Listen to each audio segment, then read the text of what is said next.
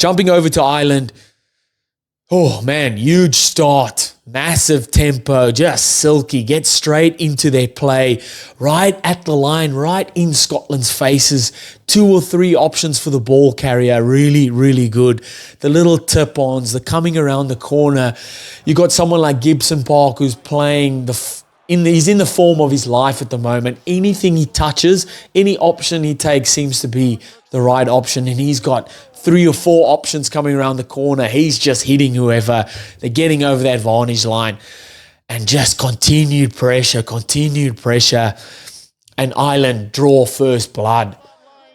They take their first opportunity. This was something I said in the preview as well. Something they struggled with versus England last week was turning their opportunities into points. And the first opportunity they get, they end up scoring. Calvin Nash. But how they drew Scotland in here with the little short balls, the little tip-ons, drawing defenders in.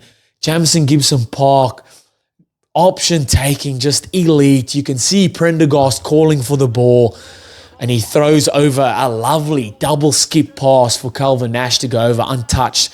This is great from Prendergast. When I seen this early on, I was like, man, he's going to have a game here. The confidence to call the ball when he wants it and then to throw those double skip passes right on the try line. It's a big play, man. You might sit in your couch and think, oh, well, yep, he should be able to do it. It's an easy loop ball. That's a 30, 40-meter pass. Hit Calvin Nash right in the breadbasket. And knowing when to pull the trigger on that as well, elite, man. Lovely stuff there from Prendergast. That defensive pressure that I was talking about from Ireland caused a knock-on from Scotland, caused the ball to, Ireland kicked the ball through at one point, and then that's how Duan van der Merwe got yellow carded. That's Ireland applying pressure onto Scotland, and then that pressure causing the Scottish player to do something that is giving him a yellow card. Should that yellow card have been a penalty try? His argument was, I think Tom Jordan was there and the ball ended up going dead. If Calvin Nash wasn't touched, could he have scored that try? I personally think so. The ball wasn't rolling fast enough for him to not get there. I think Calvin Nash would have got there. This is not an Irish bias or anything like that. If it was roles reversed, I think Duan van der Merwe would have got there if roles were reversed, sort of thing. So I thought if you're giving him a yellow card, it's right by the try line. It happened right on the try line. You have to give a penalty try as well, I think, at least. They did have a missed opportunity, 1 or 2 from Mauls being held up. They were held up a few times over the line as well. But this is just pressure building, man. This is just, it's almost like, I would say like the fire brigade coming to a door that's locked and they need to get in and they just banging with those big sledgehammers or the big poles and they keep banging. You're going to keep banging until you bang through that door, man. And this was Ireland. Keep knocking, keep banging at that Scottish defense, that Scottish try line. They kept banging. And they did eventually bust through. What I didn't mind about their decision making around penalties. So when they got penalties for Scotland infringement, they weren't always going for touch. They took a few penalties, and that's probably a lesson they learned from last week's game. We're entering the 22 and we're coming away with no points. Let's 1 or 2 occasions, let's keep the scoreboard ticking over. And it really, you might not think, you might think 3 points here, 3 points there, like it's not much. You could be scoring 7. But as the opposition, and you're getting hounded right on your touchline or right on your try line the whole time, and yes, you might think, oh, they're only kicking 3 points. After a while, you look up at the scoreboard and they 9, 12, 15 points ahead, and you're like, oh shit, we're under the pump here. We barely have the ball. And now they 12, 15 points ahead on the scoreboard as well.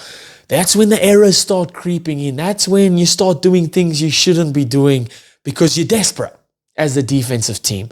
And that's smart from Ireland. I think it's a lesson they learned in the England game and they put it into action here. And when I said about that continued pressure, that team banging the door with their sledgehammer, Caelan Doris crashes over. Off Prendergast coming down the blind side, getting over that vantage line. Loved him going with ball in 2 hands at the line. Gibson Park coming back down the open side, and again having 4, 5, 6 options in front of him, and he picks the right one. Doris crashes over. That is a sight, man. Ireland over the advantage line on first phase, and then on second phase, Gibson Park picking the ball up, coming out, and he's got 4, 5 Irish players running back at the ball like that. Picks the right one, and Doris goes over. I thought Prendergast was unreal, man. Unreal. Man of the match performance. Running at the line more often. That just shows the confidence that he's building at international level. Ball in 2 hands. Loving it. His handling is always elite. His option taking right at the line, getting better and better with every game or every minute. He's wearing that 10 jumper. Kicked well off the tee. He's 5 from 6 off the tee. 1 try assist. 343 kick meters. He was fantastic. A deserved man of the match performance here. I said this year's 6 Nations is going to be a coming of age for Sam Prendergast. There was doubters. There was haters in the comments.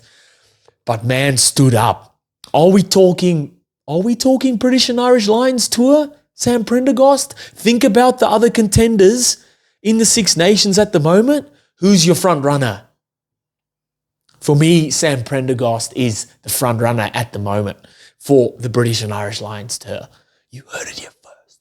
Lineout struggled a bit, I thought, because they had more Grant Gilchrist, Johnny Gray. Those guys were competing a bit more at lineout, so there was a bit of disruption at lineout time. I did say in the preview, Scotland, if you stand any chance, you're going to have to disrupt. You need to disrupt the Irish lineouts because that's a massive attacking platform for them.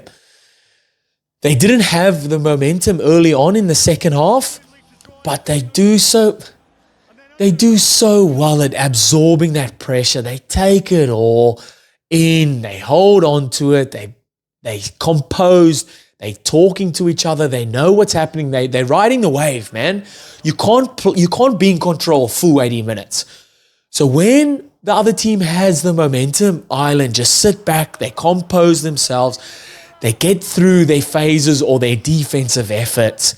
And that's what a world-class team does. And when that momentum starts to shift, whether it's a strong defensive effort, a turnover ball, or a crazy play, an intercept, or whatever it is, they turn the ball over and they bounce back. They turn that momentum, they swing that momentum right around. And James Lowe, they go down the other end of the park, and James Lowe skips out of a tackle or a would-be tackle from Blair Kinghorn, and it's try time, man. That's absorbed that pressure early on from Scotland. They turn that around and they turn the pressure right back on Scotland. And that's what world-class teams do. They ride that wave of momentum, and when it's their turn, they put the hammer down. They put the throttle down, and they go and score. Unreal.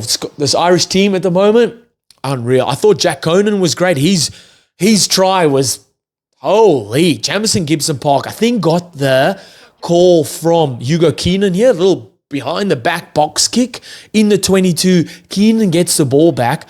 What makes this try for me here is the work rate from Andrew Porter. Look at him go. Yes, they got the advantage, so they would have got the ball. But if the ref had to blow, if they lost the ball there, if Andrew Porter wasn't there to clean out that ruck, ref would have blown it. It would have stopped momentum. They might not have scored then. Andrew Porter is there. He makes sure he cleans out that ruck. Just the work rate from him I think this is the 60th minute or 61st minute. He's there putting in the efforts. I absolutely love this. And then Conan goes over to score. Unreal from Porter. He was one of Ireland's best for sure here. Conan was great as well off the bench. The bench as a whole, Sheehan was great. Jack Crowley when he came on was great as well. Beard when he came on was good. Clarkson, great. Conor Murray, good when he came on. The impact, the energy this bench brings on for Ireland, really, really good. Oh, man, I think Porter, he's a standout here. 16 tackles in 60 minutes for a prop. Get out of here. He was unreal. I thought Conan was good as well. And then Sam Prendergast, deserved man of the match.